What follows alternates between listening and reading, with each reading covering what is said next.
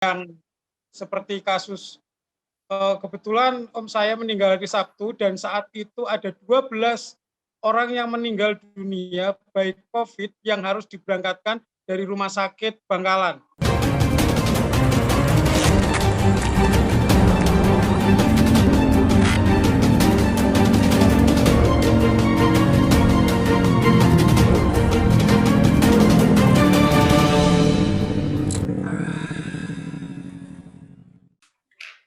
Assalamualaikum warahmatullahi wabarakatuh.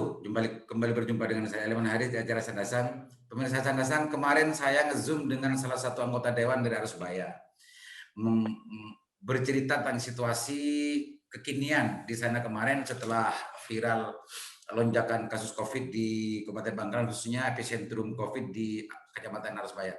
Kali ini saya mencoba untuk bincang santai dan juga berbagi cerita dengan sahabat saya yang lama sekali nggak bertemu dengan saya. Assalamualaikum, Bang Nanang, Bang Anang. Waalaikumsalam warahmatullahi. Gimana kabarnya Mas Anang? Sehat-sehat saja? Alhamdulillah, barakallah. Di suasana himpitan COVID masih sehat, fresh. Alhamdulillah. Pemirsa Sandasan, beliau adalah sahabat saya, seorang aktivis sejak dulu tahun 2000-an. Saya sudah kenal beliau meskipun sering beda madhab. Tapi akhir-akhir ini dua hari terakhir saya membaca tulisan beliau yang di-re-upload oleh temannya, Saudara Wahyu, menceritakan tentang situasi COVID, bahwa COVID itu betul-betul ada. Makanya saya nanti akan berbagi cerita, karena kebetulan beliau ini informasinya termasuk juga keluarga dari korban meninggal tadi COVID. Bener Mas Anang ya, cerita yang ditulis Mas Wahyu, yang diupload Mas Wahyu di FB itu? Kondisi yang sebenarnya memang seperti itu. Jadi tetap saya kalau boleh jujur, saya kehilangan 2 orang loh ya, saudara. Om saya atas nama Haji Muhammad Ihsan bin Abu Yasir itu meninggal dunia karena COVID hari Sabtu kemarin. Sabtu kemarin ya? Ya. Lagi, lanjut. Dan umi saya saat ini masih ada di Rumah Sakit Bangkalan, sudah 12 hari beliau ada di sana. COVID juga? COVID juga. Umi Mas Nanang langsung. Uminya Mas Anang. Umi mertua, bro. Mertua. Nah, ini pemirsa, ini kita akan menggali cerita dari keluarga korban COVID dan juga yang sudah terpapar COVID. Ini pasti, ini sudah bukan hoax lagi, karena kemarin saya sempat bicara dengan anggota dewan, dikira banyak netizen yang dianggap hoax gitu ya. Ini cerita langsung, karena Mas Anang ini tolong dong berbagi cerita gitu ya. Sebetulnya kalau awalnya, kalau ditulisnya Mas Wahyu itu, diuploadnya Mas Wahyu itu, tidak percaya corona itu betul ada kan sebelumnya, enteng dan macam gitu ya Mas Anang ya? Ya. Jadi ya COVID ini kalau menurut saya di Arusbaya itu fenomenanya aslinya fenomena gunung es deh. Jadi yang seperti kasus kebetulan om saya meninggal hari Sabtu dan saat itu ada 12 orang yang meninggal dunia baik COVID yang harus diberangkatkan dari rumah sakit Bangkalan. Andai saya hari itu tidak bisa mengirim peti jenazah, maka jasad dari om saya itu akan nyampe Arusbaya itu sekitar jam 10 malam atau bahkan bisa jam 12. Karena saat itu memang kejadian luar biasa, ada 12 orang yang meninggal dunia baik COVID yang harus dikirim dengan protokol Kesehatan. Standarnya COVID. Om saya meninggal siang, Mas. Jadi jasad itu nyampe di Arusbaya itu jam 7:30 dan kita kebumikan hanya 1 orang dan itu hanya 1 orang petugas kesehatan yang mendampingi. Jadi yang menurunkan jenazah dengan menggunakan tari dan bambu yang sudah kita sediakan itu pihak keluarga. Tidak ada yang lain? petugas kesehatan hanya memandu saja, Mas. Karena Oh, mungkin saya paham banget terlampau letih. Demikian juga Satgas Covid yang ada di Arusbaya sudah luar biasa kepada saya karena kebetulan saya juga kadang ikut Satgas juga di Arusbaya. hmm, Jadi saat itu yang meninggal dunia dari rumah sakit hari itu Sabtu ada 3 orang, Bidan hmm, Ika, terus Sulimah yang ada di belakangnya Polsek Arusbaya dan om saya. hmm, hmm, hmm, Padahal saat itu juga sore jam 2-an gitu ada lagi yang meninggal dunia tapi kita enggak tahu Covid apa enggak, hmm, hmm, hmm, hmm, tanpa hmm. protokol kesehatan di pekuburan yang sama, Hitmateh, Oh, sebelahnya rumahnya Cumuk, Pak Mahmudi. Pak Mahmudi. Ya, sebelahnya. Artinya begini, ini untuk mengklarifikasi tentang persoalan podcast Sanasan kemarin, ini dianggap lebay gitu ya. Ini sebuah klarifikasi bahwa sebetulnya memang di Arusbaya itu hari ini sejak kemarin itu apa ya istilahnya betul-betul sepi dan apa dikatakan mencekam atau apa istilahnya yang benar ini Mas Anang? Kalau mencekam enggak sih. Yang pasti Hmm. ketika saya kemarin mencoba keluar dari rumah, hari Selasa kemarin itu rata-rata semua orang sudah menggunakan masker. Hmm, hmm, Jadi hmm. ada sebuah keprihatinan, mungkin mereka agak takut karena luar biasa. Hampir Hmm, hmm, setiap hmm. hari 3-4 orang yang meninggal dunia di Arusbaya. Tiap hari itu. Jadi Ini kemarin itu ada saya di pertelon Pak Kandar istilahnya, pertelon yang mengarah ke kanan itu ke Geger, itu dijaga oleh teman-teman tentara. Dan hmm, ada takutnya juga mereka, jadi ada yang mungkin kena operasi, mungkin harus diingatkan harus menggunakan ya. masker mungkin. Oke, Mas Anam, Yang ini pasti hmm, ya kayak kota mati deh sementara kemarin itu. kemarin ya. Tapi kalau tadi Mas Anang, kalau tadi gimana Mas Anang waktu Ya di Sur? tadi aslinya Arusbaya itu adalah kota yang lumayan ramai, Mas. Jadi di Hmm, Arusbaya itu ada yang namanya Leng-Leng Tembuk. Leng-Leng hmm, Tembuk Neka, ya keliling itu adalah lalu lintasnya orang untuk berlalu lalang, itu sudah ya sangat signifikan sekali jumlah orang yang keluar. Mereka lebih suka untuk berdiam diri di rumah, hmm. termasuk mohon maaf, alabat, takjiah, tahlil, itu ya kita sadar banget keluarga hanya keluarga aja.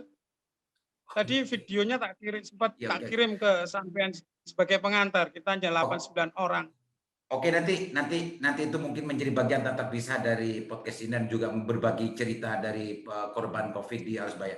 Artinya tahlil, takziah, menggali kubur segala macamnya itu kalau sebelumnya kalau istilah dan budayanya orang Madura secara umum khususnya Bangkalan itu kan para tetangga dan lain macamnya kan serayu gitu ya, gotong royong. Tapi dalam konteks Betul, ini sekarang hanya keluarga Mas Anang ya yang melaksanakan tugas-tugas itu. ya kemarin ketika Om meninggal dunia, Satgas itu mengabarkan ke saya, Satgas akan mengirimkan jenazah kalau sudah tersedia lubang kuburan. Hmm, hmm. Maka yang saya lakukan adalah, ya siapa lagi yang dimintain tolong? Enggak ada, pilihannya adalah saya dan sepupu-sepupu saya yang melakukan itu bersama teman-teman. Ada beberapa anak-anak muda yang melakukan itu. Saya Artinya dibantu Ustaz waktu itu, pihak teman pihak saya, keluar belakang rumah saya. jadi intinya pihak Digali keluarga ya, sendiri. pihak keluarga ya. Hmm.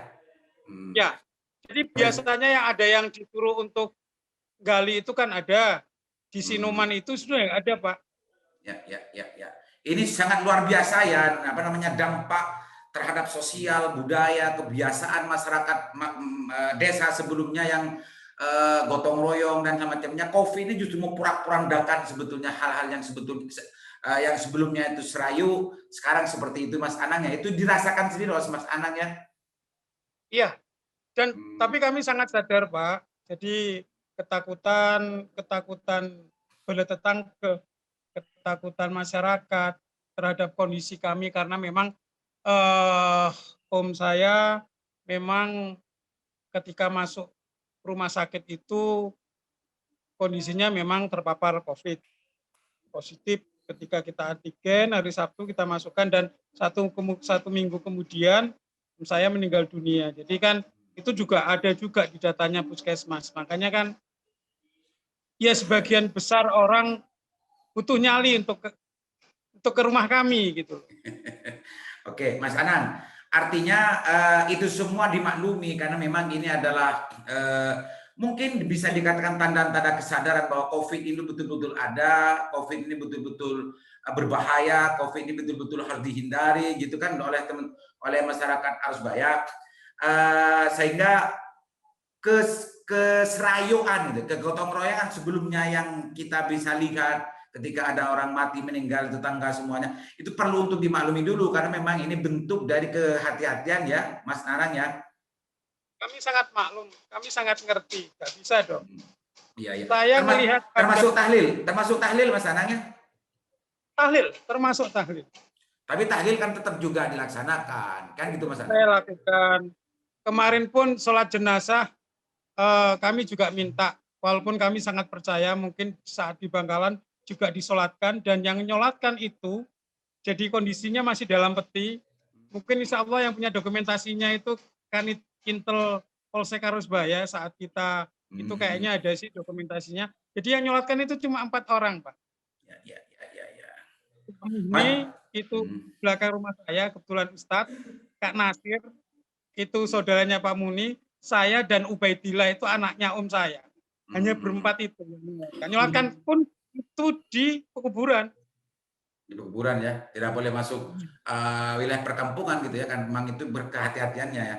Dan tahlil juga terbatas sebatas keluarga gitu ya Mas Anang? Tahlil 8 orang. Jadi, tapi tahlil itu kan tetap dilaksanakan tahlil karena memang masyarakat Arusbaya itu kan NU Mas Anang, kan gitu Mas Anang? Ya. Bukan sunnah wal jamaah ala thoriqatin nasiyah. Artinya bukan tidak melaksanakan tahlil itu gara-gara punya pemahaman anyar gitu kan, enggak kan? Karena memang situasinya semacam ini Mas Anang ya. Oke, Mas Anang, berbagi cerita lagi ya tentang bagaimana saya sebetulnya terenyuh ketika membaca tulisannya Mas Anang yang di-upload Mas Wahyu itu.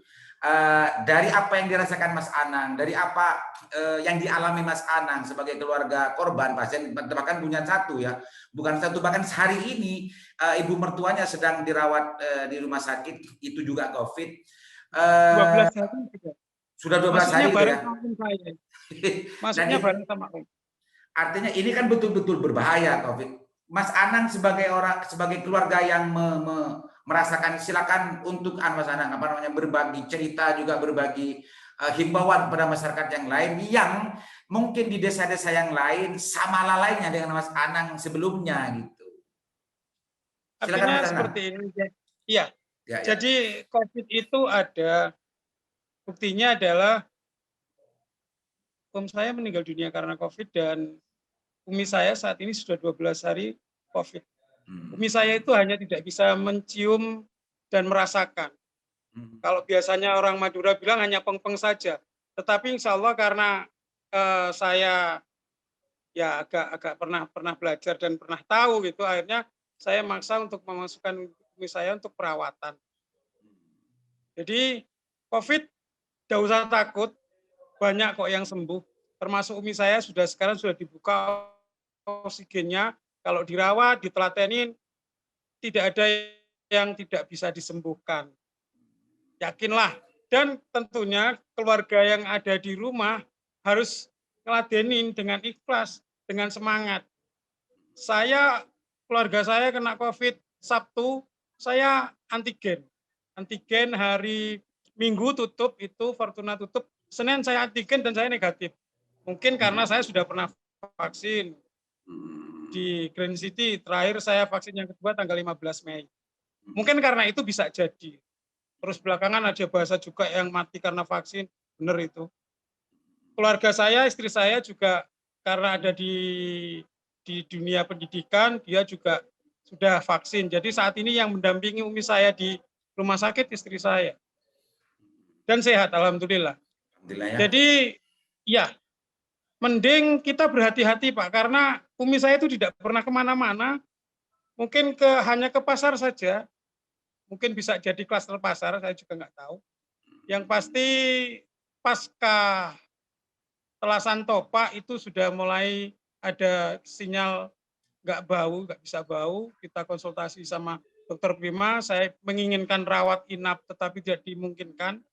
Ya bedanya ketika kita rawat di rumah sakit dan di rumah, kalau di rumah masih bisa kita menggunakan vitamin, masih bisa menggunakan antibiotik, tetapi yang tidak ada di rumah adalah antivirus.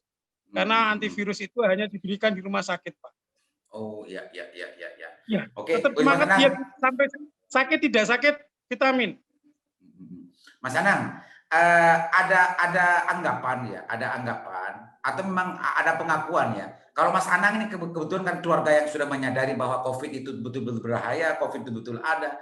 Ada anggapan keluarga korban COVID juga di Arusbaya itu atau di tempat-tempat yang lain justru dia tidak mau swab, tidak mau di tracking, tidak mau. Nah, ini pernah dengar nggak Mas Anang di daerah Arusbaya itu?